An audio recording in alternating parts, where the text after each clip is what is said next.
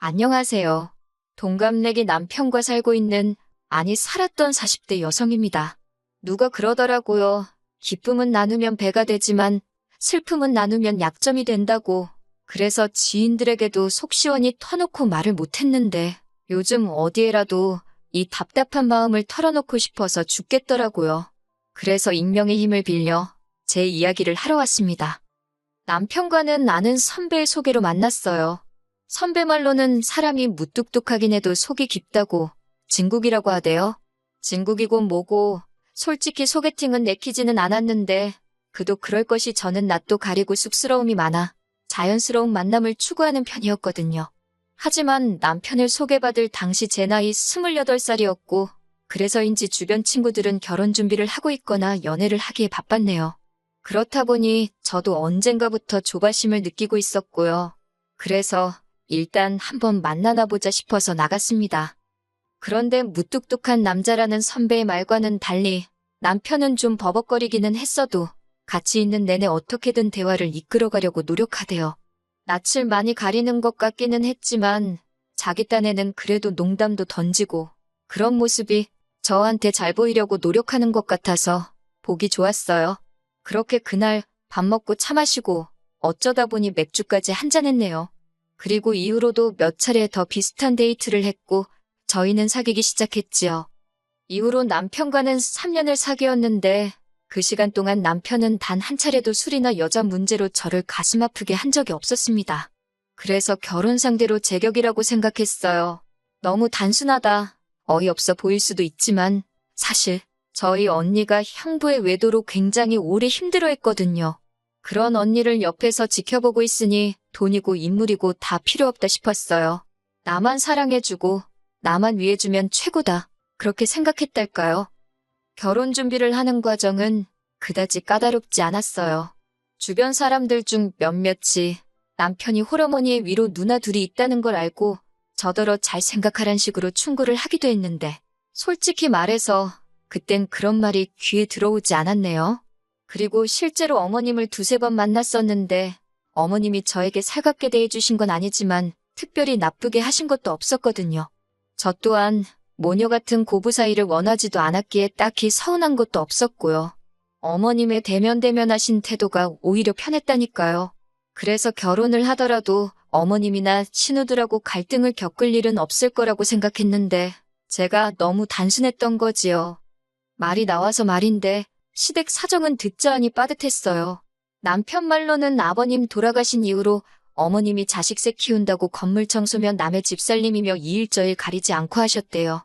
고생을 많이 하셨다고요.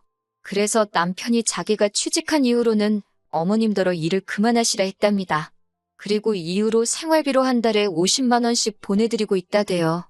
신우들도 얼마씩 보내드린다고 하는데 정확히 액수까지는 모르겠어요. 다만 결혼 후에 신우들 집에도 갔었는데 까놓고 말해서 해놓고 사는 거 보니까 사는 게 여유 있어 보이지는 않더라고요. 아무튼 그래서 어머님은 자식 셋이 보내주는 용돈과 나라에서 받는 약간의 연금으로 생활을 이어나가고 계셨어요. 결혼할 때도 따로 도움을 받은 건 없습니다. 남편이 모아둔 돈과 제가 모아둔 돈을 합해 허례허식은 생략하고 남들 눈에 튀지 않는 선에서 결혼을 했어요. 그렇게 남편과 부부의 연을 맺고 앞으로 지금까지 해왔던 것처럼 서로 아껴주고 성실히 살면 될 줄 알았습니다. 그런데 이게 웬걸요? 제 남편 말이에요. 효자도 그런 효자가 없더라고요.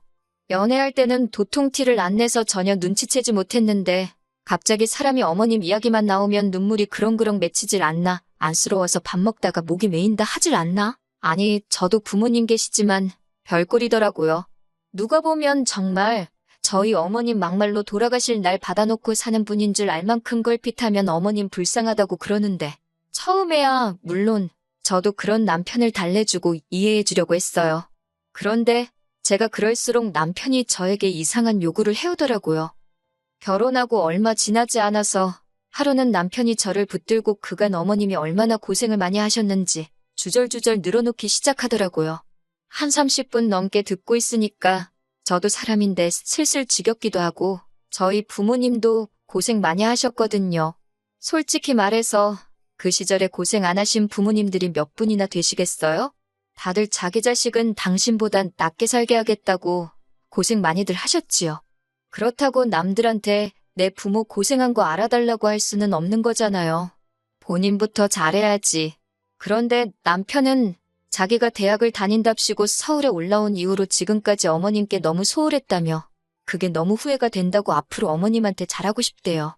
그러면서 저더러 연락도 자주 드리고 한 달에 두세 번은 내려가서 식사도 같이 하고 그랬으면 좋겠다는 거예요.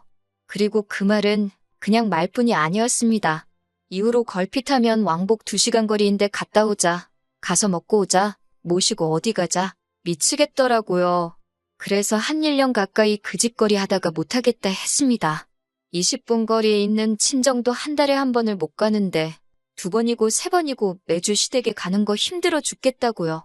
그랬더니 남편이 어머님이 저한테 뭘 시키는 것도 아닌데 뭐가 힘드냐입니다. 남편 말대로 저희 어머님이 저한테 밥해라 뭐해라 그런 걸 시키지는 않으세요.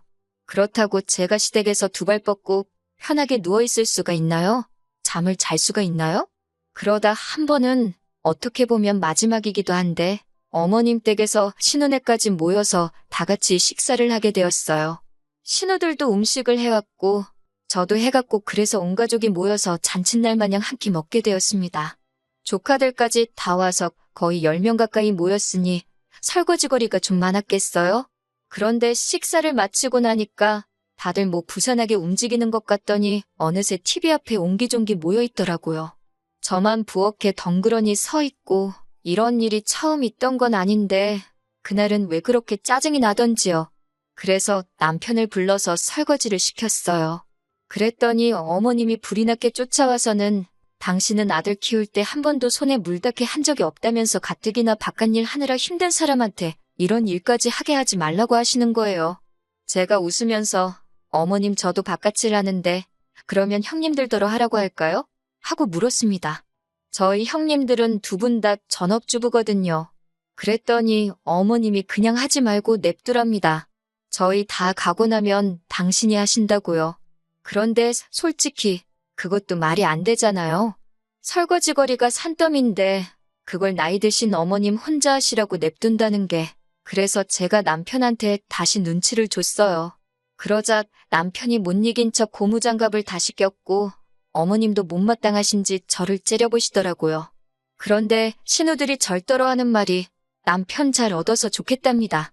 저렇게 자상한 남자가 어디 있냐면서 어이가 없어서 남편이 와이프를 잘 만난 거라고 저처럼 돈도 벌어오고 살림도 해주는 여자가 어딨냐고 저는 미쳤다고 쏘아붙여버렸어요. 이후로 결정적인 사건이 있었던 건 아닌데 거듭되는 불편한 상황으로 어머님과의 사이가 점점 틀어져 갔습니다. 그리고 그런 2사람 사이에서 남편이 전혀 제 방어책이 되어주질 못했어요. 오히려 무조건 제가 어머님한테 맞춰드리길 바랬지요. 한 예로 저희 어머님은 연락 문제에도 굉장히 예민하신 분이었는데 당신 며느리가 일을 하건 말건 그런 건 안중에도 없으셨어요. 아침 10시고 오후 3시고 시간 상관없이 아무 때나 전화를 거시기 일쑤였습니다. 그러다 제가 못 받잖아요? 그러면 바로 남편에게 연락을 해서는 결혼할 때 돈 안 해줬다고 전화도 일부러 피하는 거 아니냐. 제가 어머님을 무시하는 것 같다는 식으로 말씀하시더라고요. 더 화가 나는 건 어머님이 그런 억지를 쓰시면 남편이란 인간이 그럴 리가 있냐거나 무슨 말을 해서든 오해를 푸시게 해야 하는데 그런 게 없었어요. 오히려 저한테 전화를 해서 정말 어머님 전화라서 일부러 안 받은 거냐고 추궁을 하더라니까요. 그리고 이런 일이 반복되다 보니 잘해봤자 한 번 실수하면 끝이구나 싶어서 잘하고 싶지도 않더라고요. 그래서 결혼한 지 한 2, 3년 차가 됐을 무렵에는 그냥 정말 며느리로서 해야 할 일만 했어요. 예쁨 받는 며느리 되고 싶다 욕심낸 적도 없지만 아예 마음에서 비웃달까요? 그러다 결정적으로 이혼으로 치닫게 된 사건이 벌어졌습니다. 시작은 반찬이었지요. 제가 결혼하고 2년차쯤 되었을 때 친정아버지께서 은퇴를 하셨는데 이후로 공기 좋은 곳에서 생활하고 싶다며 친정어머니와 함께 지방으로 내려가셨어요. 그리고 이후로는 그곳에서 생활하시면서 저에게 반찬 같은 걸 보내주십니다. 저희 친정어머니는 음식 솜씨가 좋으신데 전 그렇지 못하거든요. 그리고 남편도 저희 친정어머니 음식을 엄청 잘 먹고 좋아했고요. 그런데 언젠가 한번 어머님께서 저희 집에 오셨다가 친정어머니 음식으로 가득한 저희 집 냉장고를 보시고는 솔직히 지금도 정확한 이유는 모르겠지만 기분이 상하셨더라고요. 그리고 이후로 계속해서 어머님도 반찬을 보내기 시작하셨어요. 그런데 문제는 맛이 없었다는 거예요. 제 입에 안 맞는 게 아니라 정말 누가 먹어봐도 맛이 없다고 할 만큼요. 어머님 아들인 남편도 잘 안 먹던걸요. 그렇다 보니 결국 버려지는 게 대부분이었고 이건 아니다 싶어서 제가 남편더러 어머님한테 보내지 마시라고 얘기 좀 하라 했지요. 그런데 어머님 상처받으면 어쩌냐며 그걸 못하더라고요. 보다 못한 저라도 할까 했지만 가뜩이나 사이도 안 좋고 불편한데 나서서 좋은 소리 들을 리도 없고 그래서 결국 저도 안 했어요. 막말로 아들인 남편이 괜찮다는데 내가 알 바냐 솔직히 그렇게 생각하고 내버려뒀네요. 그러다 문제의 날이었습니다. 그날은 남편도 아침부터 뭐가 그렇게 심통이 났는지 저한테 하루 종일 내내 툴툴거리대요. 저도 받아주는데 한계를 느끼고 있었고요. 그래도 어떻게 하루가 거의 다 가고 저녁 식사를 하기 위해 밥상을 차리고 있었습니다. 국이고 뭐고 끓이기도 귀찮아서 친정어머니가 보내주신 나물 반찬에 고추장 넣고 밥을 비볐어요. 계란 후라이에서 올리고 옆에다 친정어머니가 보내주신 김치를 꺼내놨지요. 이윽고 남편도 식탁에 앉았는데 뜬금없이 왜 자기 엄마, 그러니까 시어머니가 보내주신 김치는 안 꺼내냐면서 시비를 거는 거예요. 어이가 없어서 먹을 거면 꺼내 먹으라니까 왜 애시당초 꺼내놓질 않았냐면서 말꼬투리를 잡기 시작하대요. 그래서 꺼내라고 먹을 사람이 꺼내면 되는 거 아니냐고 어제 꺼내놨을 때 손도 안 대지 않았냐니까 저더러 저는 왜 안 먹냐입니다. 무려 시어머니가 해준 음식인데 왜 안 먹냐고 따지는 거예요. 입에 안 맞아서 먹기 싫어서 안 먹는다니까 시어머니를 무시하는 거냐면서 먹으래요. 무조건 먹으라면서 악을 쓰는데 순간 사람이 아니라 무슨 짐승처럼 보이더라고요. 그뿐만이 아니었습니다. 저희 어머니가 보내주신 김치를 갑자기 싱크대에 들이붓더니 이제 장모님 음식은 금지라고 시어머니가 보내주신 음식만 먹으래요. 장모님 반찬은 이 집안에 반입 금지라나요? 저도 가만히 있자니 열불이 나서 어머님이 보내주신 김치 똑같이 싱크대에 들이부었습니다. 그러자 남편이 먼저 저더러 미친 엑스라고 욕을 하더니 집에서 나가더라고요. 나가봤자 지만 손해지. 저도 그 뒤통수에다 똑같이 욕하고 난리도 아니었어요. 집안에서 김치 냄새는 진동을 하지 하는 가라앉지를 않지 진짜 열받더군요. 그런데 다음 날 남편이 집에 기어들어오대요. 얘기를 좀 하잡니다. 그러면서 사실 자기가 요새 저한테 너무 서운했다나요. 어머님이 제가 처음 시집올 때랑 달라졌다면서 제 눈치를 보신다나 어쩐다나. 그런데 제가 어머님 반찬까지 안 먹으니까 진짜 어머님 말씀대로 며느리인 제가 어머님을 무시하는 것 같아서 순간 너무 속상했답니다. 이야기를 듣고 있는데 솔직히 아 진짜 또라이구나 그 생각밖에 안 들었어요. 그런데 이런 제 속을 아는진 모르는진 남편이 한다는 말이 그래서 자기가 어머님과 제 사이에 오해를 풀려면 어떤 방법이 좋을지 고민해봤는데 같이 사는 게 제일 좋겠답니다. 서로 살부대 끼고 살다 보면 미운정 고운정 다 들지 않겠냐며 진정한 한 가족이 될 수 있을 거래요. 어이가 없어서 진심이냐고 물었습니다. 남편이 전에 없이 밝은 표정으로 그럼 진심이지 아니겠냐고 그래요. 제가 너무 열받아서 살다 시어머니 반찬 안 먹는다고 합가하자는 소리 들은 여자는 나밖에 없을 거라고 소리를 빽 질렀어요. 그리고는 남편더러 당신도 맛대가리 없어서 안 먹는 걸 왜 나더러 먹으라고 난리냐고 그렇게 좋으면 너나 많이 처먹으라고 악을 썼습니다. 합가 같은 소리 좋아한다고 그렇게 니네 엄마 반찬 먹으면서 니네 엄마랑 살고 싶으면 나랑 결혼은 왜 했냐. 그냥 니네 엄마랑 부둥켜 안고 살지. 지금 생각해보면 저도 뭔 정신으로 그렇게 남편한테 말을 쏟아낸 건지 모르겠어요. 어쨌든 그땐 정말이지 화가 나다 못해 분통이 터져서 이성을 잃었던 것도 같습니다. 얼마나 저도 화가 났는지 어머님도 아니고 니네 엄마 소리가 절로 나더라고요. 그러니까 남편도 어지간히 화가 났는지 얼굴이 시뻘개져서는 가만 안 둔다고 씩씩거리고 그래도 어쨌든 남자잖아요. 무섭긴 하더라고요. 이렇게 더 화를 냈다간 오히려 남편이 저한테 해코지를 할지도 모르겠다 싶어서 일단 적당한 선에서 소리 지르는 건 멈췄습니다. 그리고는 자포자기한 모습으로 그냥 그만하자고 나는 죽어도 합가는 못하겠으니 차라리 헤어지자 했어요. 홀시어머니의 효자 아들, 남편감으로 아니라 소리를 그렇게 들었어도 그게 내 일이 될 줄은 몰랐다고 나는 더는 감당할 수 없다 했습니다. 그런데 남편은 도통 무슨 이런 문제로 이혼을 하자는 거냐며 이해를 못하겠다는 표정을 하고 있었지요. 하지만 결국 저는 대학 동기의 도움으로 이혼 전문 변호사를 선임했고 이후로 약 2년 동안 지리한 싸움을 이어갔어요. 사실 남편이 외도라던가 도박처럼 소위 분명한 사유가 없었기 때문에 이혼 소송을 하기가 쉽지는 않았거든요. 그리고 결국은 이혼에 성공하긴 했지요.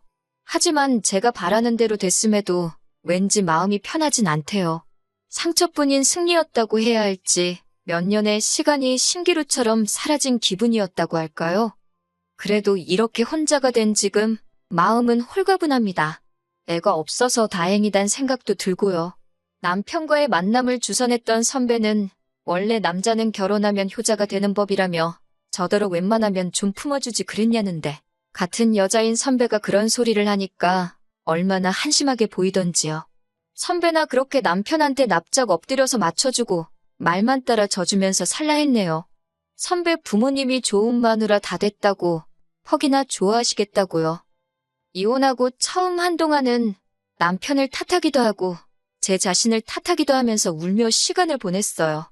그토록 바라던 이혼이었지만 동시에 처음부터 제대로 된 선택을 하지 못했다는 자괴감이 컸으니까요.